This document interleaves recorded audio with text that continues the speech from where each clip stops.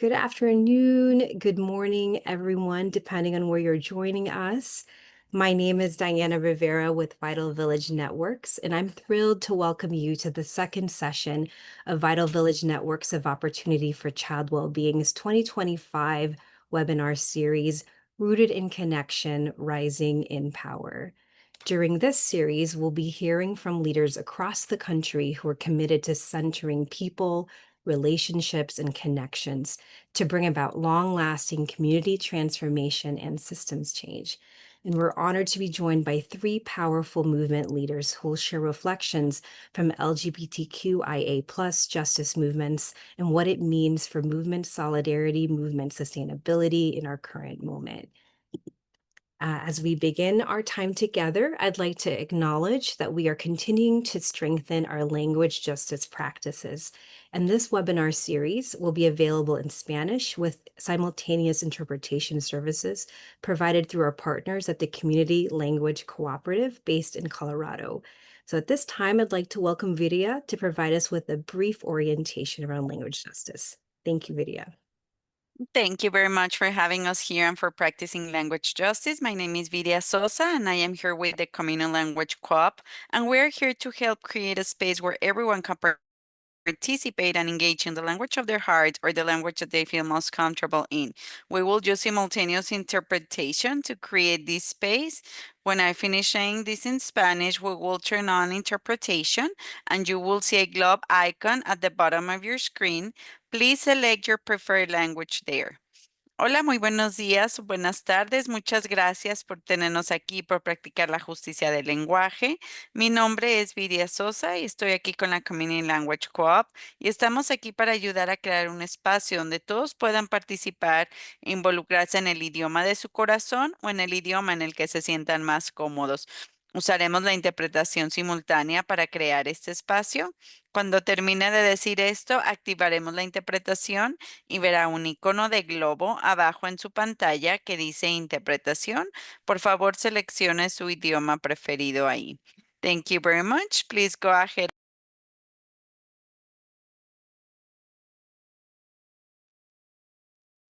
Thank you so much, Vidya. At this time, please take a moment to select the language that best suits your needs by clicking the globe icon located at the bottom of your Zoom window.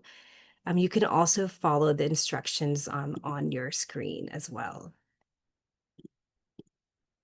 All right, today's webinar will be recorded and posted on the Now Innovation Forum within the next few days.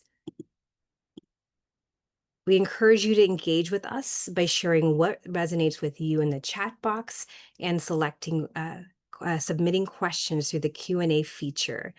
Our guests will have the opportunity to respond to questions later in the hour.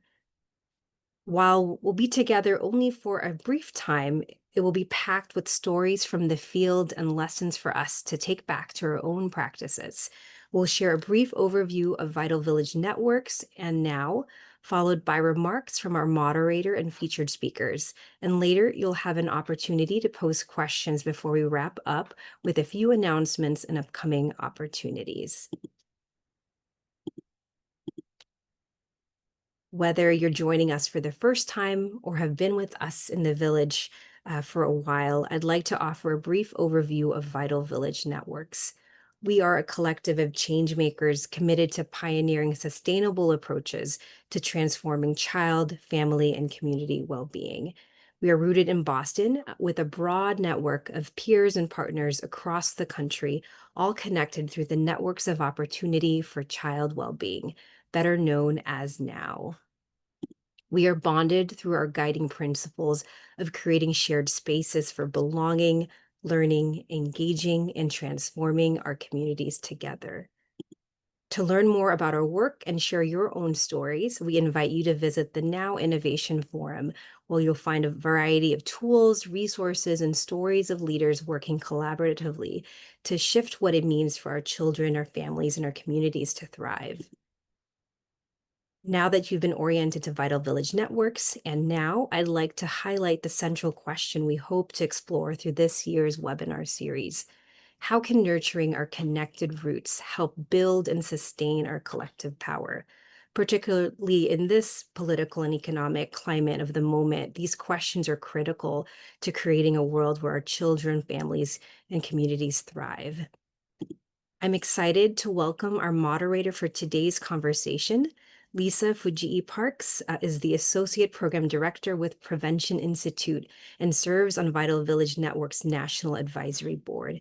You can learn more about Lisa and her incredible work in our speaker bio handout that will be added to the chat in a little bit. I'll go ahead and turn it over to Lisa, who'll provide a few introductory remarks for today's discussion. Thank you so much, Lisa.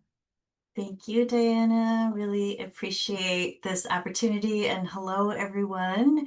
So glad you've chosen to join this conversation today.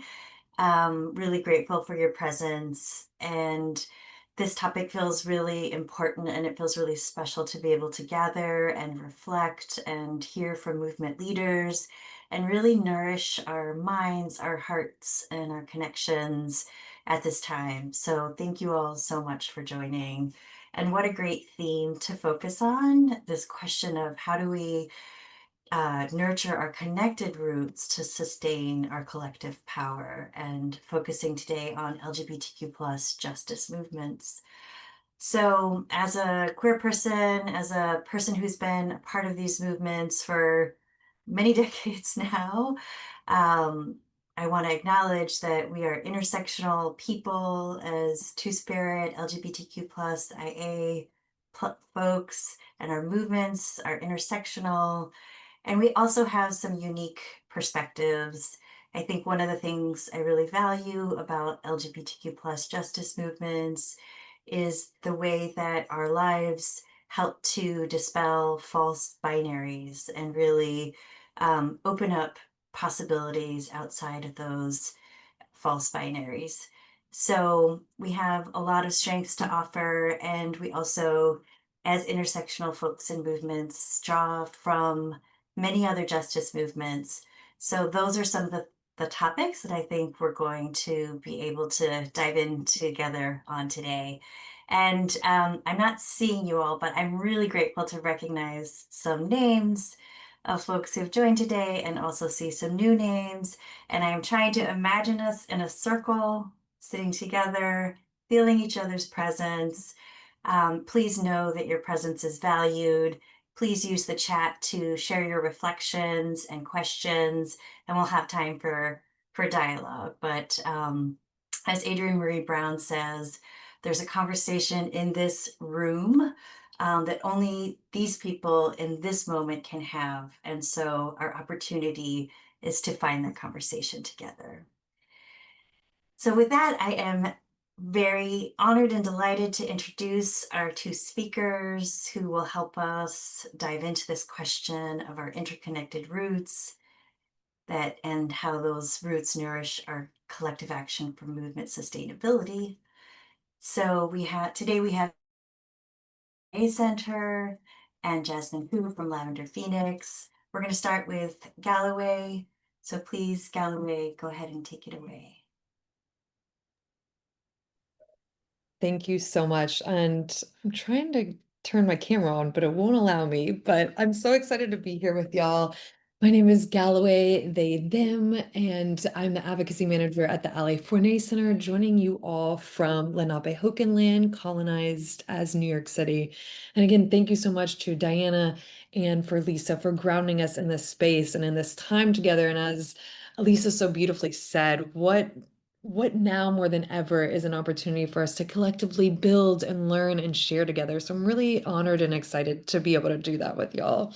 And as I mentioned, I'm joining you all as the advocacy manager from the Forney Center. And if you're not familiar with this, the nation's largest LGBTQ unhoused youth provider. So as you can probably imagine, when we say unhoused, it's kind of a large umbrella for many things that fit into the basic needs of being housed, because we know that's a human right. And so we provide any and all things from mental health and healthcare services to educational and vocational trainings, and also any and all things that they might need to help them thrive. We're not here to just survive. We want to thrive and ultimately get that key to that apartment or that home so they can be able to sustainably live the lives they want. But what we know now more than ever is LGBTQ, especially our trans and queer youth, are very much under attack. So I think moments like this of shared collective, like humanity and building those relationships and strengthening the approaches is really like, what a way to fight back, you know? So I'm excited to be here alongside y'all. Um, but as we start to kind of ground and think about this question, I hope that we're all getting to marinate in, which is how can we nurture our collective roots and help build sustainable power? It was such a like invitation to get to receive this. I got the opportunity to think often about like how have folks from the past and current and in the future, what do we want that to look like? And so as I started to kind of marinate in this, some things that came up for me in this was just starting to think about first and foremost, like honoring our historical strengths to help us build our visions. And so, you know, I work a lot in the LGBTQ justice space and transforming those systems. But what we know as LGBTQ people have always been there and been a part of this systems and been affected by this from the beginning. But when we think about this, it's really thinking about the resistance of legacies we want to build. Everything from Stonewall all the way to ACT UP, and how Black and Brown trans leaders have been there from the front of that and had led the way. So we think about those leaders, our revolutionary leaders that help us honor and strengthen our history to create those visions. I think about the amazing Cecilia Gentile and the revolutionary Marsha P. Johnson and Sylvia Rivera, the Audre Lordes of the world, the Polly Murrays. So just like wanting to bring that into how we start to build these sustainable powers, because on the flip of that is just burnout, is just not being able to move through that. So taking a moment to think about our histories, and then kind of what comes up next when we think about this and in the movement spaces that I've been a part of is we start to think about how we deepen and fuel our relationships. For me, I always joke that my superpower is connecting with people because oftentimes there's a lot of gatekeeping and a lot of doors that get closed on people in movement spaces because they felt like, hey, I didn't get this degree, or hey, I didn't learn from this. And it's really, we're all learning together because it's always changing. But I truly believe the way we get there is through our relationships and building like endurance by fueling those. So just making sure that we invest in our people, that we can care and trust and build communities that we see ourselves in through kindness and solidarity, without backlash, without making sure we're building things off crises, but really like loving nurturement.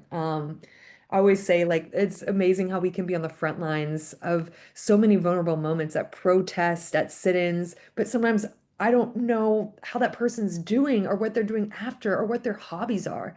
So just taking that moment to like check in and get to know another person. Maybe it's a new person, maybe it's somebody you've always known. But hopefully deepening and fueling those relationships. Another thing I've been thinking about these in kind of five peer pillars. And so this third one is just kind of collective identity building and collective power. I think we see this a lot in the LGBTQ movement because of the spectrum of identities, but we have to really think about those that are most marginalized and affected by the current systems. I know something that we've been doing a lot in our movement spaces right now is thinking about the rights that are being stripped away. So we're really making sure we protect and center our migrant communities, specifically our trans and queer migrant communities, and how we care and how we show up in those spaces. And so just thinking a lot about how we're continuing to build the power, but making sure when we build the power, we acknowledge the identities within the power.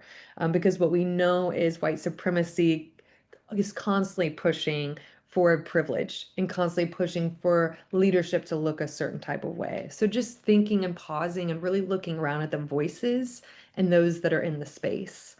A fourth thing I've been thinking a lot about, and excited to share. I was just like how we bring our spirit and our cultural practices into the movement spaces. I know for the longest, I was always kind of living in these compartmentalized things. Like I'm a spiritual person, but I wasn't bringing that into my activism. And so it's really like we all probably have done storytelling and art building and celebrating, in many opportunities of our life, not just in joy, but in grief. And so, how can we imagine liberation together. And I've really been enjoying like having these like imagination sessions where I sit there and think about that.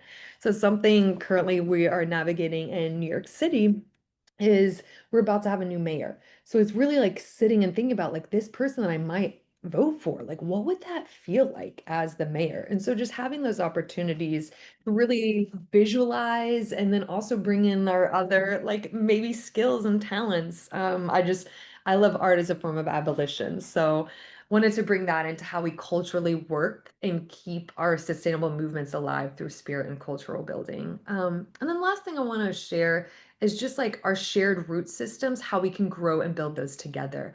Lisa already named one of my beloved teachers, Adrienne Marie Brown. And if you haven't read Emergent Strategy, it's personally my Bible. But one thing she talks about is, if you aren't familiar, an oak tree, the roots are tied together. So if one tree starts to fall, the other tree will hold it up. And that's how I feel about like shared root systems. So when we think about whether we're about to start an org, a campaign, a coalition, or we've had one for many years, it's thinking about how are we strengthening those systems so when one person maybe doesn't have it or is at their capacity, how somebody else can help bring that back. And so a lot of the work I do, because I don't believe in gatekeeping, and we're trying to reduce a lot of the silos here in New York because um, some people forget we're a whole state. Oftentimes people just look at New York City, but the whole state. And it's kind of wild. Like to share an example of that, we have a coalition. We're trying to advocate for more funding for trans and queer providers, but the state budget is significantly lower than the city budget. So how do we equitably do that without causing harm and making sure other providers get shut down because they aren't located in the areas that possibly are receiving the most influence? So just thinking about that, how do we help strengthen our shared roots? And so just to kind of like close out, because I know I said a lot at y'all, it's just like if I had to come up with just like a couple takeaways with it all, is just like, grounding ourselves in blending direct action with care and passing the leadership that we have and the knowledge we have on to each other. So that way we don't like assimilate, but we adapt and we center all those that have been the most impacted. So we can continue to deepen our relationships with endurance, that we can continue to build these visions that we have through reflecting on our histories and being able to have and create these shared systems and through the roots that we want to keep alive. And so, yeah, I really believe, and I'm so grateful again for this question of how are we nurturing our collective roots and helping to build these sustainable powers? Because now more than ever, things are trying to tear us down. But what we know is we've always been here, we've been doing this work. And this is just a beautiful reminder to be able to expand and find new and different ways to work together. So I hope something landed. Excited to hear more of what comes up. And just again, I'm Galloway, truly an honor to be here with y'all. And I'm gonna at this time pass it over to Jasmin to offer up some more with us. Mhm. Galloway, thank you so much.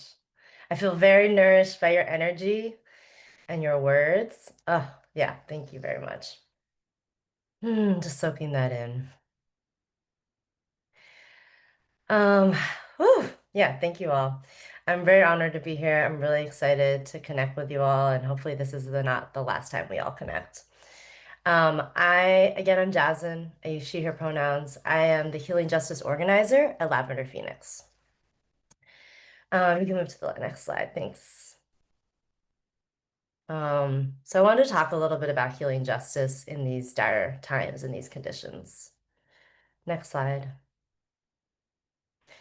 So, as I said, I work at Lavender Phoenix. We are a grassroots organization in the San Francisco Bay Area, and we organize and build power with trans and queer Asians and Pacific Islanders, and in the Bay Area, and we train our folks up to be leaders. Our members lead all our work, and they are focusing on healing justice and community safety. Next slide.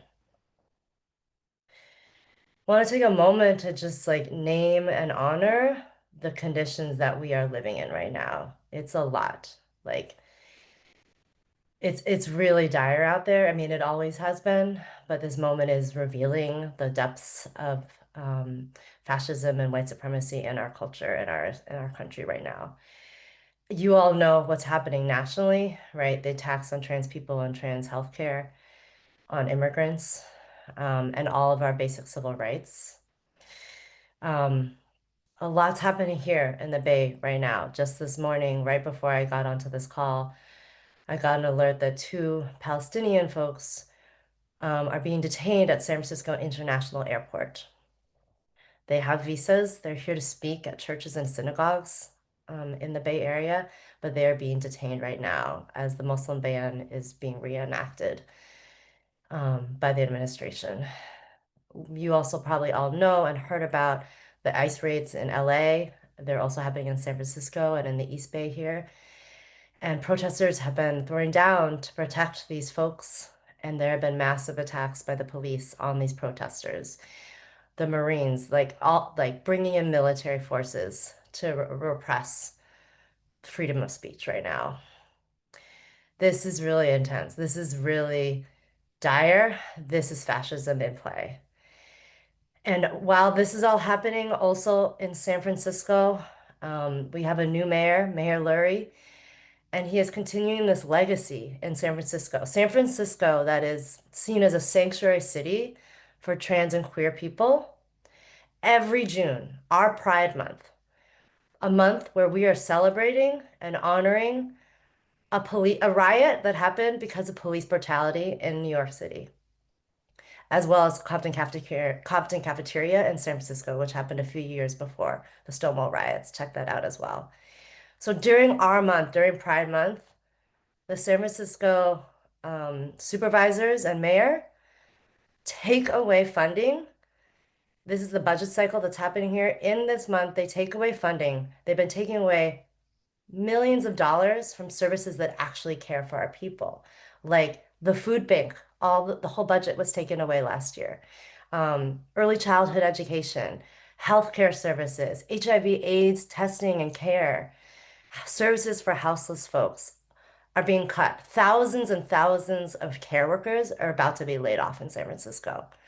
And that money is going towards the police department. And the police department's budget is almost $1 billion now. So in the name of safety and healing, during Pride Month in this city, our mayor and our board of supervisors are taking away the money that we need to actually care for ourselves and each other and funneling into systems that do not keep us safe and do not care for us.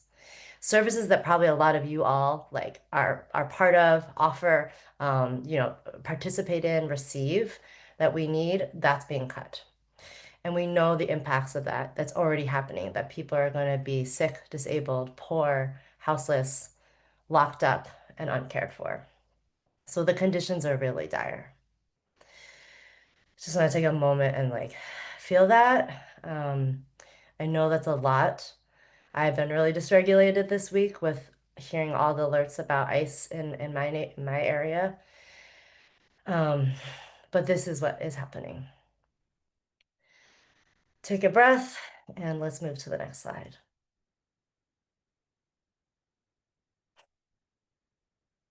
So in this moment, as always, healing justice is really, really important. And I want to share and make clear what healing justice is, because a lot of folks misunderstand or interpret what this term means.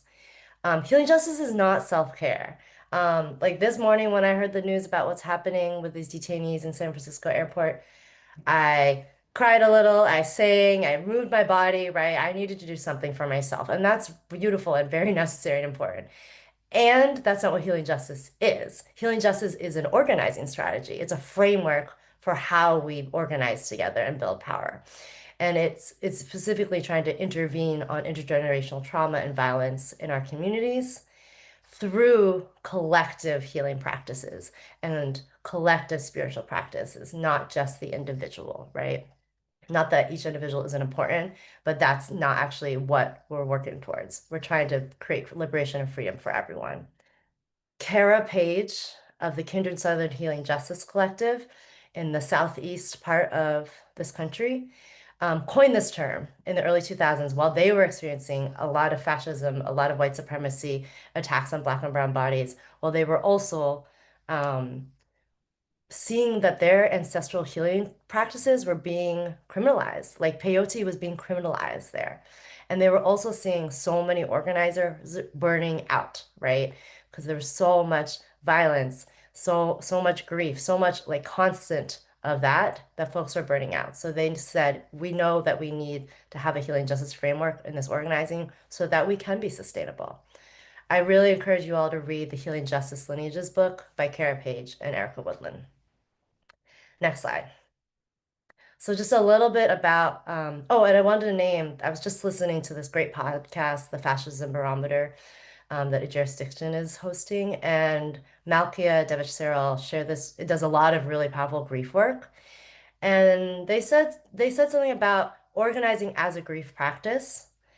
And sort of like the steps are like acknowledging our loss, making meaning of it, and then moving to action and like pouring the love for the thing that we've lost into action. So I encourage you all to check out that episode, check out Malkia's work. Next slide. I'm going to share a little bit about, and I'm happy to share more in the Q&A about how Lavender Phoenix is practicing healing justice. So we are doing collective healing. We're not a service organization, but we know we have to heal collectively. We launched in 2020 a needs assessment that was community-led about non-binary, gender nonconforming, intersex API people in the Bay Area. It's still the only of its kind. And the research showed that, not surprisingly, but the research showed that trans API people in the Bay don't feel safe in public spaces, are being harassed, but they also don't feel safe going to the police for help. The findings also showed that our folks are suffering severely with mental health, but cannot access mental health care because it's too expensive, it's not culturally affirming to all their multiple identities, or because they're afraid they're going to be locked up if they mention that they are feeling suicidal. So we created in response a trans API peer counseling program. It's free, it's anti-carceral, it's just peers, trans API people counseling other trans API people. So that is one way we're practicing collective healing. We also are practicing COVID safety in everything that we do because we know as the government takes away testing, takes away mask requirements, takes away research and all these things, we have to keep each other safe. I think most importantly, how we practice healing justice is we're trying to shift power away from the medical industrial complex and the prison industrial complex. So these big systems that are trying to keep us sick and unwell. And we're trying to move, as I said, move some money because in San Francisco, the budget is really out of whack. And so we have a Care Not Cops campaign in San Francisco where we are demanding that $160 million be restored back to services like the food bank, to folks who are working with trans youth, for folks who are doing HIV/AIDS care, folks who are doing early childhood education care. Put the money back to these organizations that we've been partnering with and take that money directly from the police budget. And finally, we try to practice sustainability in a lot of different ways. And Galloway, you shared a lot of the things that we've been thinking about, so really appreciate you naming that. So it's sort of like the how we do it, how we do these programs and these campaigns, but how we do it is also important. So we do something called a spirit check with each other, like how is your spirit in this movement, in this organizing right now?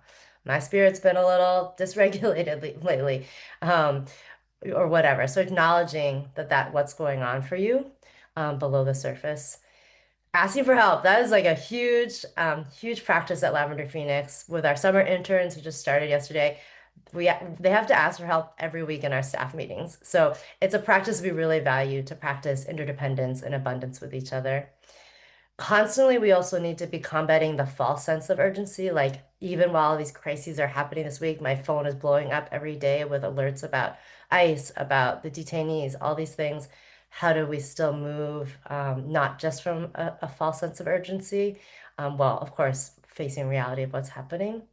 And then finally, something Galloway also shared was bringing in our ancestors and our elders.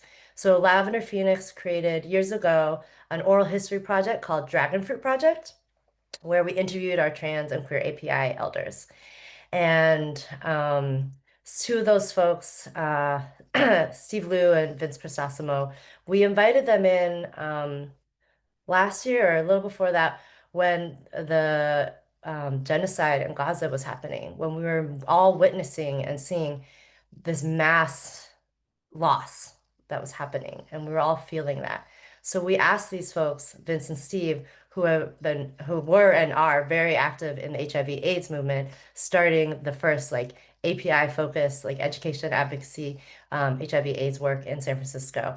We asked them, how did you deal with grief in that time? How did you deal with folks having seen your friends die like every week while you were trying to organize to fight for the care that your community needed? So that's really important to us as well, is really leaning into understanding our histories, listening to our elders, and grounding in those things. So I'll take a pause, shared a lot, but thanks for listening and really glad to be with you all. And I'll pass it to Lisa.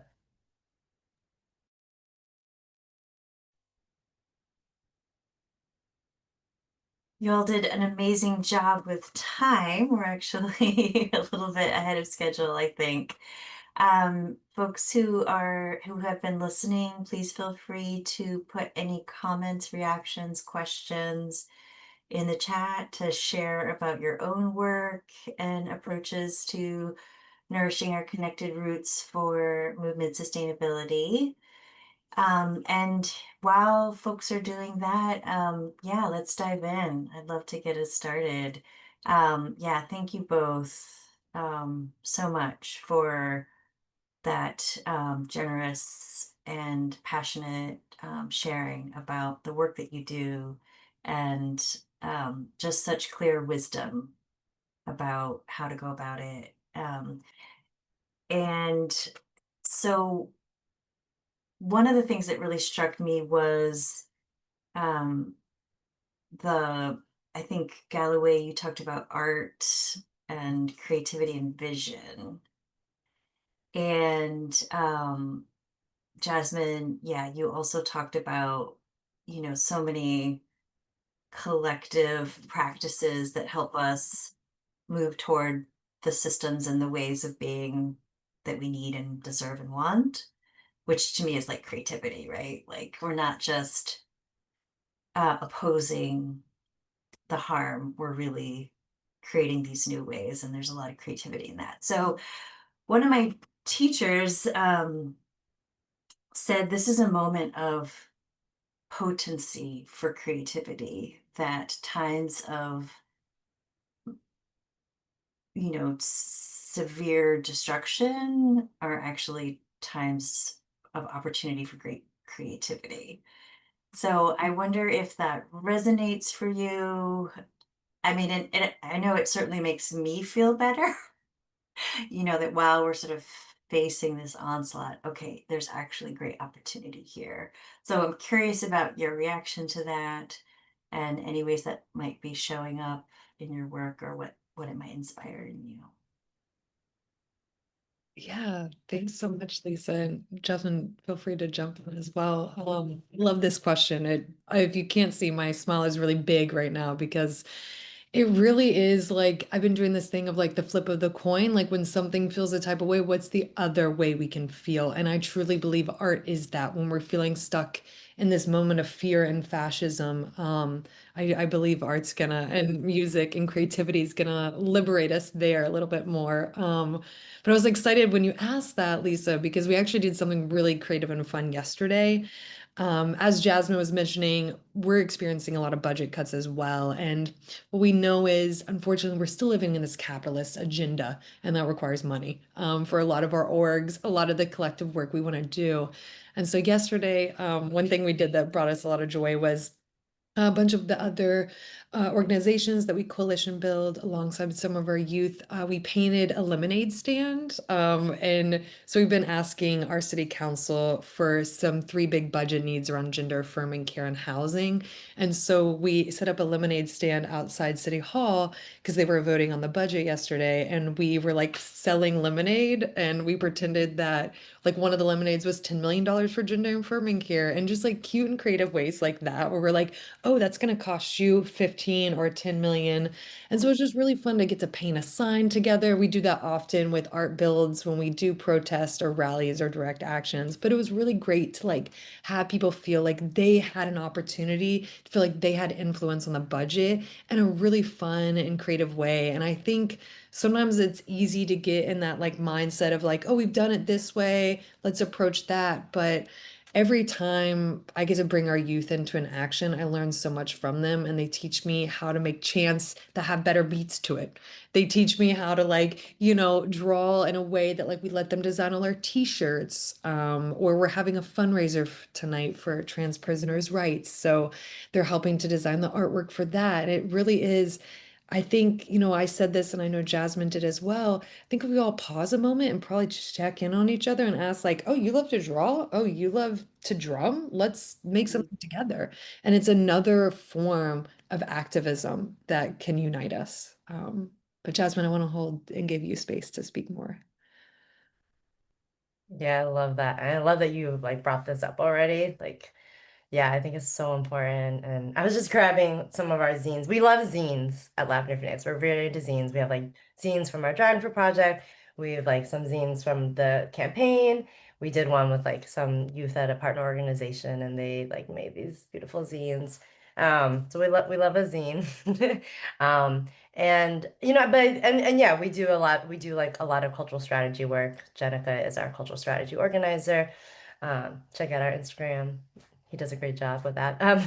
And so we do use like art, especially zine making, a lot in our cultural work. But I think I'd also just name, I'm curious, like Galloway, if you have thoughts too, but just like I think it's this moment, or I guess every moment, but this moment in particular feels like imagination is really hard to actually cultivate right now.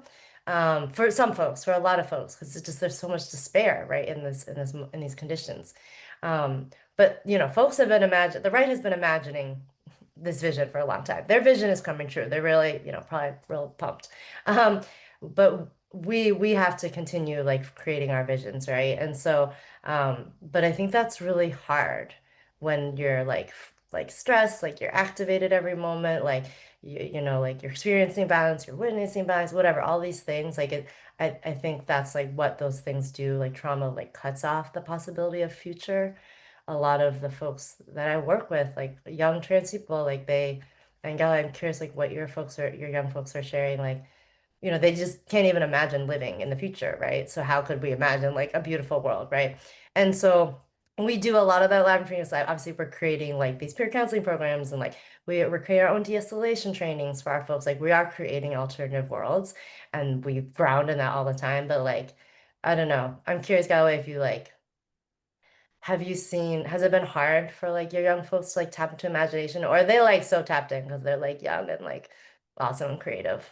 Yeah, that's such a great question, and thanks for offering that. And just to like name for folks, so in New York State, when we say unhoused youth, it's anyone from the age of 16 to 25. So as you can imagine, not only we've all been there, maybe we're still there. It's a time of like our bodies are changing, our brains are still developing. And on top of that, folks don't have their basic needs met. So they're needing housing, food, clothing. And so it's become even more challenging right now because what's happening is folks aren't able to get jobs because of discrimination on hiring.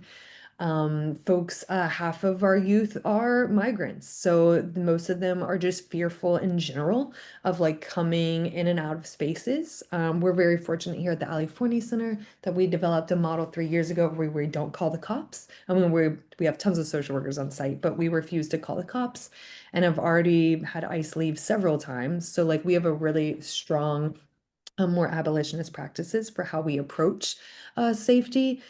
But really, it's the scary thing of like having to collectively admit, whether you're a participant or a staff member here, we're all not safe in the ways that maybe we want to be. So how do we find bravery in that? And so right now, a lot of our youth are suffering from body dysmorphia and not getting a lot of their gender affirming care needs met. Folks are transitioning back, unfortunately. Folks are really operating on trying to silence themselves, I would say. And it's hard to swallow, and it's hard to witness that.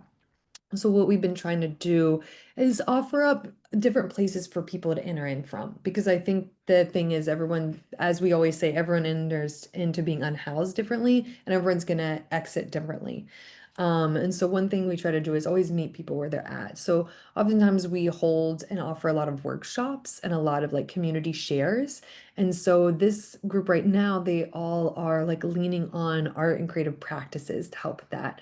And so we offer up a lot of creative art therapy, because what we know is maybe we start drawing, but something comes up and now we're stuck in a trigger or spiral moment. How do we move through that?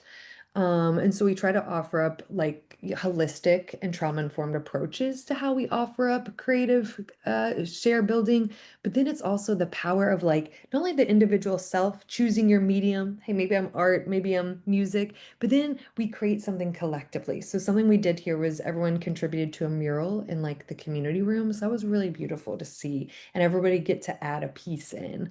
And so that's kind of something I really appreciate this question, Jasmine, of like how folks are moving through it. But I think it is just meeting people where they're at and knowing that's going to look different every single day. But all we can do is try to offer up, if the budget allows, the many different mediums to do that with. So yeah, I really appreciate that. And something I've been thinking about with like all that you shared as well, around this collective healing, because that was a new term for me, is like how can we bring in more sustainable creative art practices into our collective healing? And I know you mentioned a little bit about what y'all are doing at Lavender Phoenix, but I'd love to hear more, Jasmine, around like how you're approaching these cuts in the world you want to imagine with collective healing as the foundation. Because I think it is hard, as you named, to like imagine these things, and just marinating in that. So yeah, I'd love to hear more. And if you're open, Jasmine, there's a question, there are two questions from participants. So the one that you just asked, Galloway, I think one of the participant questions kind of ties really nicely. So collective healing budget cuts, right? So this participant says, I've been talking with a lot of BIPOC queer equity orgs who have been navigating staying true to their missions and being explicit about the work they do and values they hold, and at the same time recognizing that they're maybe risking their funding and ability to continue supporting the work by presenting the ways that they do. So any thoughts, advice, explorations about what that balance is? So just adding that piece to Galloway's question as well.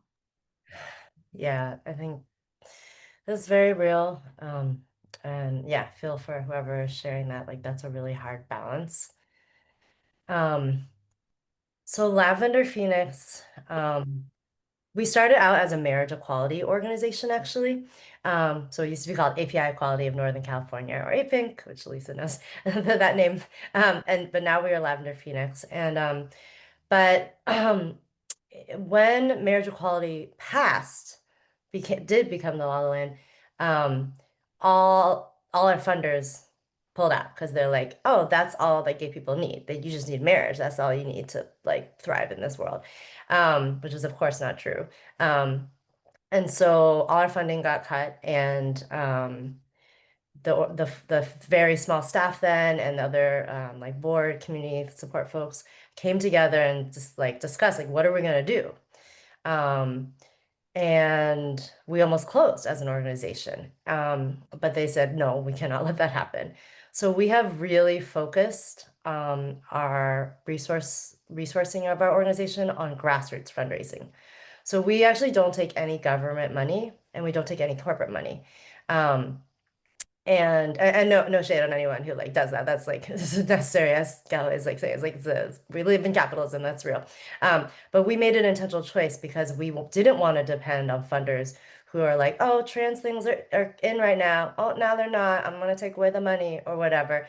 Where like they have a lot of power over what we do, and so and if we continue, so we decided to rely more on individuals who actually actually care about our work. It's like we have like so many individual donors, and a lot of them are also trans and queer API people, or just like, friends, allies, community of our folks. And so that was a really big shift. And that means it's a lot of work. We do a grassroots fundraiser every summer. I can share that info for that. You can donate to our fundraiser. It's a lot of work.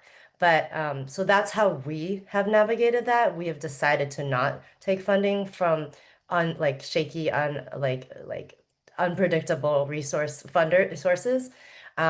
We do like grants from like aligned organizations, but that is actually why we're leading this campaign, because we can be really bold as an organization, because we're not going to close. The city's not going to take any money from us because we don't take any money from the city. But our friends, our partners, they do, like probably many of you and your organizations, to get a lot of money from your city or town. And so that's why we're trying to lead this campaign to fight for the funding that they need, because it is harder for them to speak up. They are at risk. So a lot of them, I would maybe check out SF AIDS Foundation on Instagram. They've done a really interesting job responding to the massive cuts they're experiencing, like more California-wide than city, but and naming like the challenges of that while trying to also like stay grounded in what they're doing. So if you want to learn more about our grassroots fundraising, please like hit me up, because I think we do it really well. Thank you so much. And just want to pull out this theme of relationships that I heard there, right? At this time when funders had a lot of power and the organization could have closed, because of those commitment to those relationships and to the community, there was so much power there that it led to adaptation and transformation and building collective power instead of folding in the face of the disinvestment. So, Galloway, I'm not sure if you want to share anything. Um, Yeah, I can definitely share a little bit, and I see some of the questions in the chat, so I can kind of speak more on top of what Jasmine said, which was really helpful.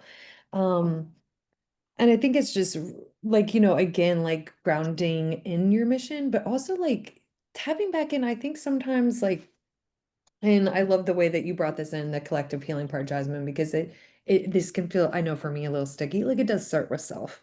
And I think so much we lose our own why and how that ripples out into the larger mission. Um, and to kind of go into deeper into that, like what that means to live in a mission of something, whether you work at an org or maybe you're running the org, you're a part of it. And you're part of that collective power that sits and affects another org, which affects this part of the system, which collectively affects us all. Because what we know is it's not only an intersectional issue, but it is constantly building upon each other. And so I saw like one of the questions in the chat that kind of goes in alignment with this around like the part of which like how are we in this moment maintaining our protections and safety, especially in a time when like there's a lot of threats and there is a stripping away of funding. And so like one thing that we've been doing, and Jasmine already led us into this, so I'll just add to it, is like we are trying to shift away from government funding. We got our federal cuts. That already happened. So we're not going to change who we are, meaning we're not going to take the T out of the LGBTQ because that's half of the youth that we serve. We're not going to do a distrust to them because that website is for them. The website is for them to use to find a trusting and safe place to figure out how to build where they want to go in the future. So I'm not going to that's for them. It's not for the federal government. So we lost that. So then what we did was we're lucky here in New York State that we have a lot of progressive elected officials. So I work on building relationships with those people who not only I can trust to give me discretionary money, which means like a grant just from them, meaning I will just work with that elected and we'll work to get that, but also they help build legislation, bills and laws that will contribute to a larger budget. So here in New York State, we're trying to build contingency funding. So what that is we saw this a lot during Roe v. Wade, where like a state will come up with a pot of money that is like to basically fill the gap of all those federal cuts. And so we're doing that with gender affirming care here in New York State. So I worked with all those electeds. They listen to us, they trust us. And we've been able to do that to fix the gaps in the ways that we're losing things. So just wanted to like bring that back into like, we had to have those hard conversations of like, should we take this off our website? Should we not attend this? And there are things federally we're not attending out of protection for ourselves and our youth, because it is that awkward conversation, fly under the radar, but don't lose sight of who you are. And I think that's like the weird clunkiness we're all in right now. But knowing there's money out there, there's people that care about what you're doing. It's just being and building and strengthening those relationships right now. So that's the one thing I'll say, like to that, and to continue to add to the conversation, because I think it is just learning from each other. Jasmin started out a great resource. We have a technical assistance program here at the Ali Forney Center. So if you want to get connected to figuring out how to open up an LGBTQ shelter or drop-in center, or any trainings you might need to make your staff more affirming for LGBTQ people, we do it for free. So you don't even have to worry about the money part, but we can definitely help you build that, and also just hold space for like the fears that are coming up navigating it. So we got you. Thank you so much. We have 3 minutes before we wrap up. And there are 2 questions, so maybe like a minute and a half for each of you, and you can take it wherever you want to go. One question is about cultivating joy, um, and drawing on our strength and resilience in response to fear, and cultivating celebration and joy. So that's one option. Another is directed to you, Galloway, specifically asking about an abolitionist response to mental health crisis and what that can look like. So a minute and a half for each of you for some closing comments. Jasmin, you want to go first? Okay. I'm going to start with the abolitionist stuff because that's my love language. So the way that we're doing it, I'll tell you how we're doing it as an org and then how we're doing it as a city. So as an organization, we started this, I'm trying to think of the model. That's the how I can't think of the model right now, but the model replication program. So basically what we do is the white folks in the organizations, we all basically created like a marshaling essential like collective. So when the cops are called, meaning our main shelter is in Times Square. So the cops are around all the time. So if somebody calls the police and they somehow enter in the building, now we have our own security downstairs. So they shouldn't be allowed past that person. We ask them to leave. But if for some reason they get in the building, the white body folks in the org, we go, we talk to the cops, we ask them to leave, say we do not need y'all. We also have licensed social workers and we are allowed to push back on that. The reason we choose the white body folks is because we can't guarantee our Black and brown and our BIPOC staff will be safe if the cops come in. So we always want to protect every person in the room, especially those most marginalized. So that's how we do it. We have social workers. Again, it's worked for us the last 3-4 years. It does get tricky when we have to call the ambulance for a medical reason. Now we do have, they're called like, it's this collective, it's off-duty ambulance people that we can call, and they support with like not being with the police. So we use them. So that's how we're doing it right now. It's been working for us the last 3 years. And the thing I'll name in the city, what we're doing is we implemented a pilot called Be Heard. I'm working to try to expand that right now in New York City. So when you call 911 for mental health crises, 988 is that new number. A social worker comes first, and it is 2 social workers, and then a cop will follow up within 20 to 30 minutes after that. So hopefully it gets resolved then. Something we're doing, I can talk more with you about that. I'll put my email in the chat because I want to give Jasmin time. But real quick, the way I'm finding joy is through laughter, the Liberty basketball, WNBA, and I am a drummer, so I love drumming. So thank you for asking that. But Jasmin, I'm gonna pass it to you. Oh, that's so cool. Yeah, love to hear about your hobbies. Yeah. Yeah, great question. I think there's lots of ways that as an organization we try to practice and heal joy, because healing justice is about bringing in joy as well, because it is something that sustains us, right, for this long-term movement and combats burnout, right? So like, music, karaoke, things like that, right? Or like bringing in like our friends who are musicians in our community to like sing at like an event we have. Um, Through art making, through like art builds and like zine making, all that. Or just like silly things like I, I I suggest you, especially Galloway in New York. Uh, Someone did a check-in question of like, how do you eat your pizza? Had no idea it was gonna elicit the most funny, interesting answers possible. Just yeah, it was very silly. So just like trying to have fun in those ways. And I also would say like doing like when I'm in community with folks, like I do feel joy, like seeing you all right now, like being with you all. Um, and like I don't think joy has to be like separate from the organizing, if that makes sense. It's like, okay, and now we're gonna like finish this meeting, and now we'll go to karaoke or whatever. Like, it's like, oh, like there can be joy in this meeting of like we're like creating a new world together. That is like very inspiring and joyful, right? So I think it's like all different ways to integrate that in.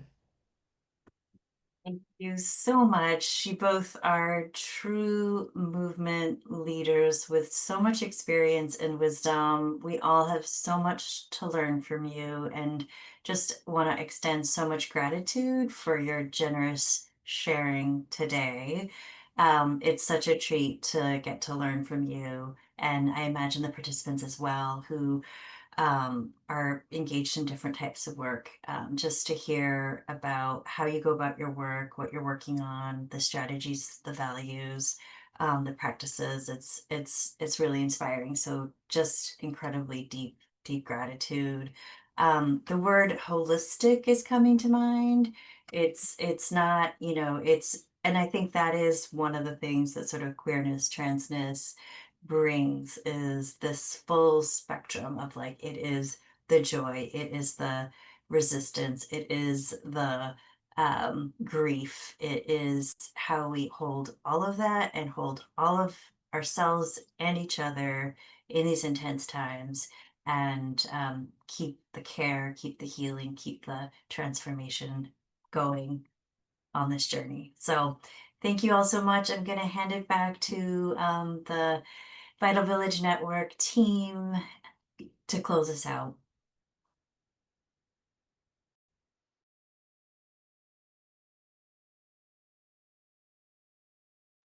Just want to invite everybody to take a moment of breath and gratitude to Jasmin, Galloway, and Lisa for such a powerful and timely conversation. I myself am sitting deeply with what you all shared, your wisdom of the realness of our moment, but also finding those moments of joy and imagination of what the future can look like. So thank you so much. And to our participants, thank you for joining. And before you leave today, we just had a few announcements about what's coming soon and some resources to share.